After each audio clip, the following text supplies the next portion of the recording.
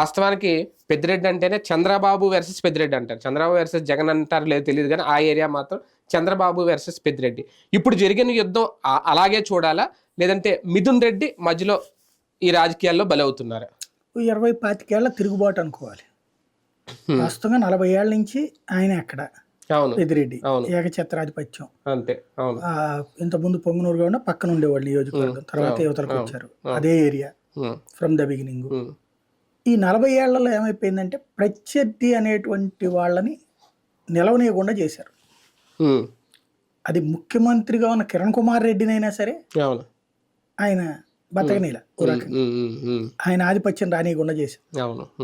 ఆ ప్రాంతంలో ఓ రకంగా చెప్పాలంటే పెద్దిరెడ్డికి దాసోహం అంటే బతుకుతారు, లేకపోతే లేదు. అంతే. బతకాలంటే ఆయన అనుమతి కావాలి, లేదంటే బతకాలంటే ఆయన ఆశీస్సులు కావాలి, లేదంటే ఆయన నీడలో బతకాలి, అంతే. అలాంటి స్టేజీతో అవతల ఇంకొక పార్టీకి అసలు బీజం లేకుండా చేశారు. వేరే పార్టీ జెండా పట్టుకున్న అంగీకరించలేదు, వేరే పార్టీని బతకనేలేదు. అది ఎన్ని రోజులు ఉంటుంది? ఇది డెమోక్రటికల్ కంట్రీ. సుదీర్ఘకాలం పాటు అట్లా జరిగితే ఒప్పుకుంటారా? దాని పర్యవసానం ఇది.